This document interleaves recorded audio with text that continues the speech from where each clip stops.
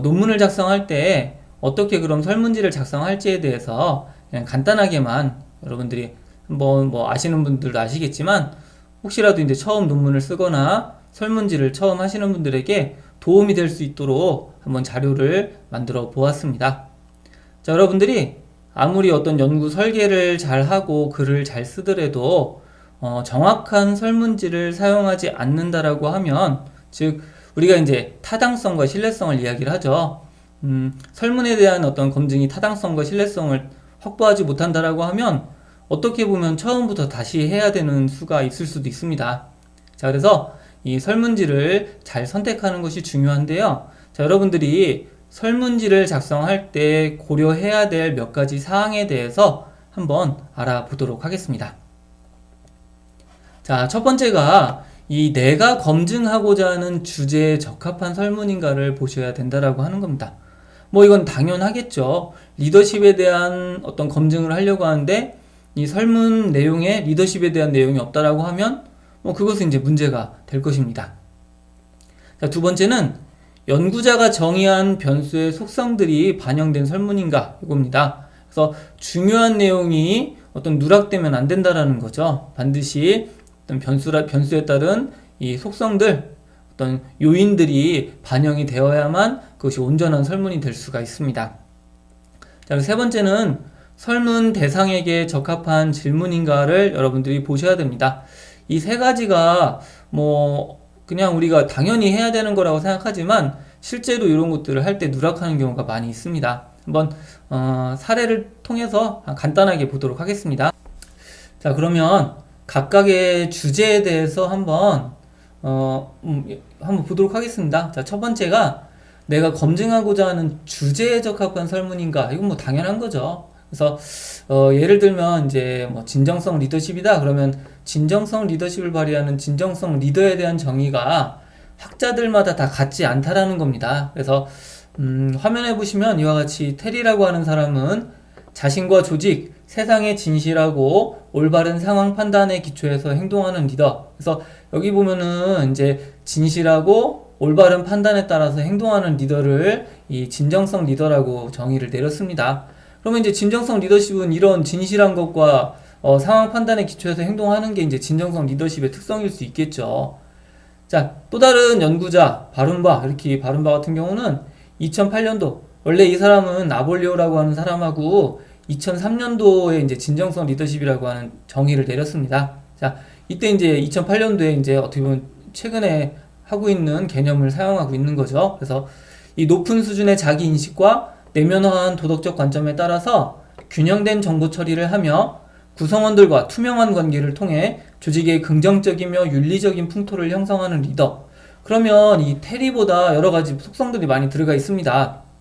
보면은 자기인식이라는 개념이 있고요. 내면화한 도덕적 관점이라고 하는 것, 그리고 균형된 정보 처리라고 하는 것, 그리고 투명한 관계라고 하는 이런 속성들이 더 포함이 되어 있다라고 하는 거죠. 그래서 여러분들이 만약에 여러분들이 주 연구 대상이 이 테리가 말하고 있는 진정성 리더십이라고 하면 이 테리가 만든 진정성 리더십에 대한 어떤 설문을 사용해야 된다라는 것입니다.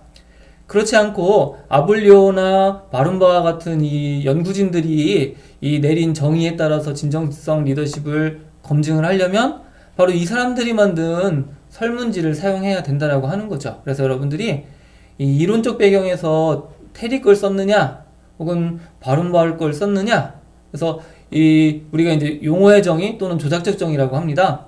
그것을 어떻게 했느냐에 따라서 그 용어의 정의 또는 조작적 정의에 사용된 그 설문지를 사용해야 된다라는 것을 여러분들이 기억을 해두시면 되겠습니다.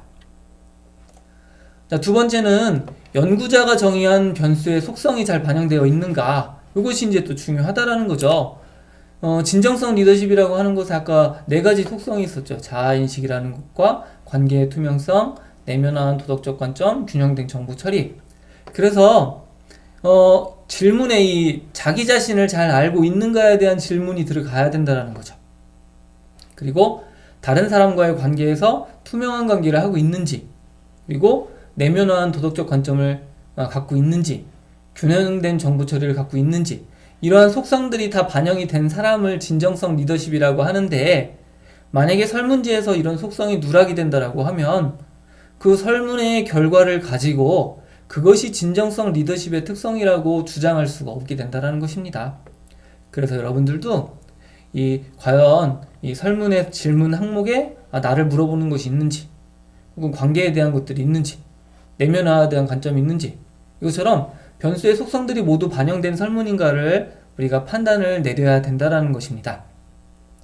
그래서 우리가 이제 이 설문을 여러분들이 사용할 때는 원저자, 즉 그 진정성 리더십이면 진정성 리더십, 셀프 리더십이면 셀프 리더십을 정의한 그 원 연구자의 설문지를 가지고 활용을 해야 됩니다.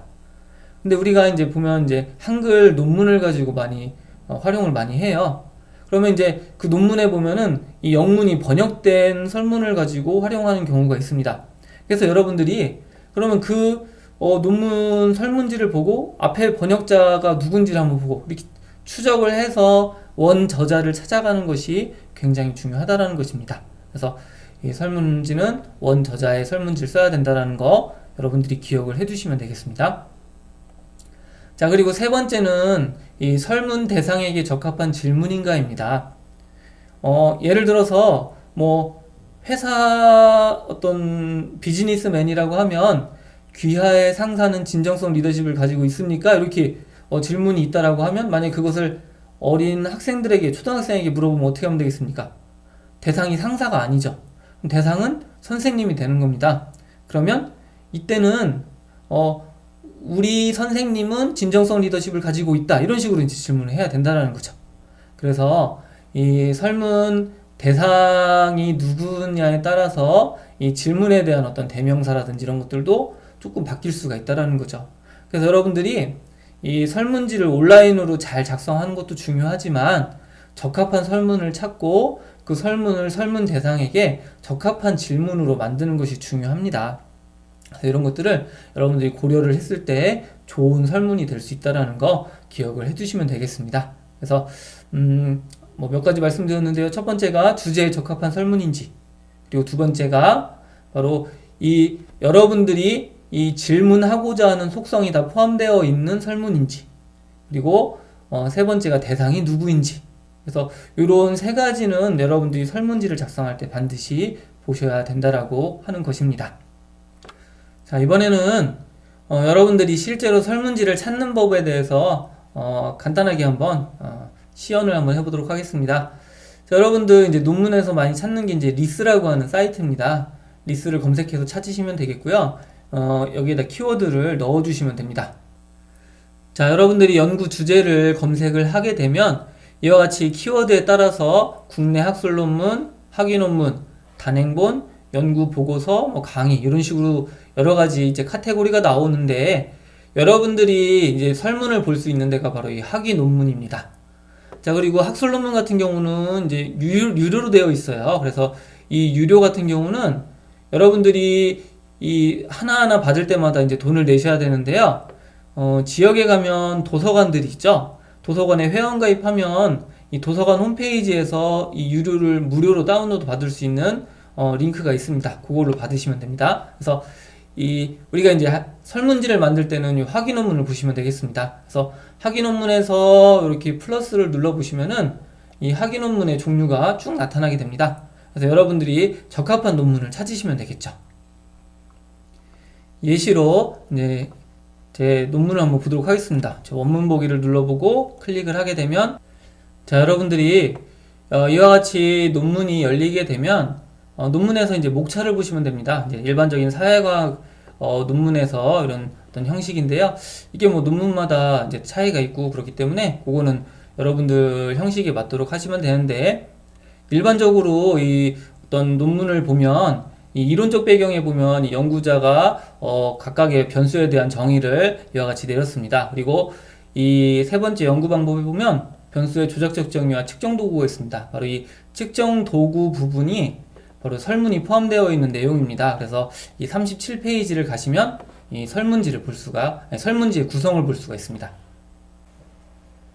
네, 37페이지의 설문지 구성을 보기에 앞서서 한번 조작적 정의 혹은 이제 용어의 정의라고도 이제 다른 논문 구성에 따라서 좀 약간 다르게 쓰이긴 하는데 좀 비슷한 유사 개념입니다. 그래서 조작적 정의의 진정성 리더십에서 진정성 리더십이라 해갖고 이 내면한 도덕적 관점과 이렇게 쭉 요 내용이 그 와른바와 아볼리오의 2008년도 그 정의를 사용을 하였습니다. 그래서 그게 이제 다시 뒤쪽으로 쭉 가시면은 이와 같이 설문지 구성으로 나타나게 됩니다. 그래서 변수명으로 진정성 리더십이 있고 첫 번째 항목의 1번부터 16번까지가 이 진정성 리더십에 대한 질문이라고 하는 것입니다. 그래서 아볼리오 ETAL 이게 이제 좀 오타인데요. 이게 바른바와입니다. 그래서 바른바와 ETAL 2008년도 그리고 이게 이제 원래 논문의 어떤 정의와 어떤 설문이 쓰인 거고요. 이 노스하우스라고 하는 사람이 이 2008년도에 어떤 설문을 인용해서 책에다가 이 설문 내용을 실었다는 의미입니다. 그래서 요 최종적으로는 이 노스하우스의 설문을 썼다는 얘기죠. 그래서 요 내용인 거고 이게 이제 이 두 개 아볼리오 2008년도, 노스하우스 2010년도 이것이 어떤 논문인지를 볼 수 있는 것은 뒷부분에 출처에 가시면은 그것을 확인할 수가 있습니다. 참고 문헌에 가시면은 이와 같이 노스하우스의 리더십 티오리라고 하는 거에 280에서 281페이지까지 여기에 이제 그 논문에 대한 이 문항이 있다는 얘기고요. 그리고 이 조작적 정의에 들어간 이 진정성 리더십에 대한 정의는 이 바른바 2008년도 가드너와 어블리오도 있죠. 여기에서 이제 인용을 했다라는 겁니다. 그리고 여러분들이 이제 실제 설문을 작성하셔야 되잖아요. 그래서 실제 설문을 작성할 수 있는 설문 내용은 바로 이 뒷부분에 가면 이 부록이 있습니다. 부록에 첫 번째 항목에 이 설문 항목 16가지가 있었죠.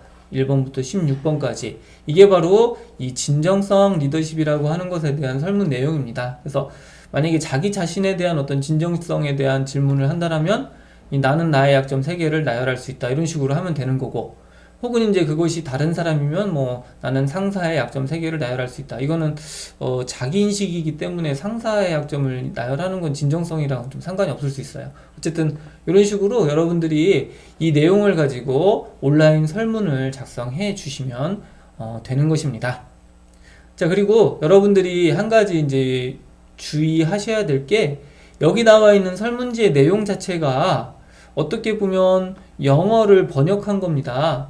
그러면 번역자가 잘못 번역을 했을 수도 있어요. 그래서 이 내용이 정말로 맞는지를 한번 확인을 해 봐야 된다는 거죠. 어떻게 확인할 수 있겠습니까? 바로 원전을 찾아가야 된다는 거예요. 바로 노스하우스라든지 바른바의 이 논문을 찾는 거죠. 그래서 여기 보시면은 쭉 참고 문헌에 이 해당 논문들을 한번 검색을 하든지 이 해당 책을 보셔갖고 그 영문이 원래 이 제시한 내용대로 잘 번역이 됐는지 한번 확인을 해 보셔야 됩니다. 만약에 여러분들이 이 2008년도의 논문을 찾고 싶다 그러면 이렇게 해서 이 참고 문헌에서 해당 논문을 선택하고 마우스 오른쪽에서 복사하기를 눌러주시면 됩니다. 자, 그리고 이 검색에다가 구글 스칼라라고 치시면 돼요. 그럼 구글 학술 검색이 나타나게 되고 여기다가 그 논문의 이름을 붙여넣기를 그대로 하면 검색이 가능합니다. 여기 이 인용 기호를 가지고 그 학회에 따라서 어떤 인용문 쓰는 방식이 다르게 나타나게 되고요. 그리고 이 PDF 파일을 가지고 여러분들이 해당 논문에 대한 원전을 보거나 다운로드 받을 수가 있습니다. 그런데 이 논문에 따라서 PDF가 제공되는 데도 있고 혹은 어떤 유료로다가 구매해야 되는 경우도 있을 수 있습니다. 어쨌든 여러분들이 이 참고문헌의 내용을 가지고 이 구글 스콜라를 잘 활용하시면은 원전을 여러분들이 찾기가 훨씬 더 수월하시다라고 하는 것입니다. 그래서 그 원전하고 그 내용을 한번 잘 비교해 보셔갖고 내가 정말로 이 논문의 주제에 맞는 혹은 거기 맞는 속성이 잘 들어있는 질문인지를 보시고 이걸 가지고 설문지를 구성하시면 되겠습니다. 지금까지 설문지를 작성할 때 여러분들이 고민해야 될 사항들에 대해서 몇 가지 말씀을 드렸습니다. 지금까지 한 내용을 정리하자면 첫 번째가 이제 주제에 적합한 설문지를 사용하는지를 여러분들이 고민을 하셔야 됩니다. 바로 용어의 정의나 혹은 조작적 정의에서 여러분들이 정의 내린 그 정의를 측정할 만한 그런 측정 도구인지를 보셔야 된다라는 거죠. 자, 그리고 두 번째는 바로 측정 속성, 즉 요인값이 모두 포함되어 있어야 된다라는 거죠. 중요한 속성이 누락되면 그것은 어떻게 보면 연구의 어떤 타당성에 대한 문제가 발생할 수 있기 때문에 여러분들이 묻고자 하는 것이 모두 포함되어 있어야 된다라는 것. 그리고 세 번째는 여러분들이 설문에 대한 질문을 기술하실 때는 측정 대상을 한번 고려를 해 보셔야 된다라는 거죠. 초등학생들을 대상으로 너무 어렵게 질문을 하면 학생들이 답변을 못 하겠죠. 그러면 이제 그것이 연구 결과가 왜곡이 될 수밖에 없습니다. 혹은 이제 대상이 뭐 선생님에 대한 것들을 물어보는 것인지, 혹은 뭐 상사에 대한 건지, 이런 것들을 보셔야 된다라는 거죠. 리더십에 대한 질문이면 상사의 리더십이 잘 발휘되고 있는지를 물어보려면 셀프 리더십이나 이런 것이 아니면 어떻게 보면 종업원들을 대상으로 물어봐야지 그 상사가 리더십을 잘 발휘하는지를 질문할 수 있겠죠. 그래서 이런 것들을 잘 고려해서 이 설문에 대한 어떤 질문 문항을 적절하게 잘 기술할 필요가 있습니다. 그리고 여러분들이 그렇기 때문에 이 설문지를 작성하실 때는 해당 변수를 정의한, 리더십이면 그 리더십을 정의한 원래 연구자가 있죠. 그 연구자의 설문을 활용하는 것이 좋다라고 하는 것입니다. 원 저작자의 논문을 가급적이면 찾으셔야 된다는 거죠.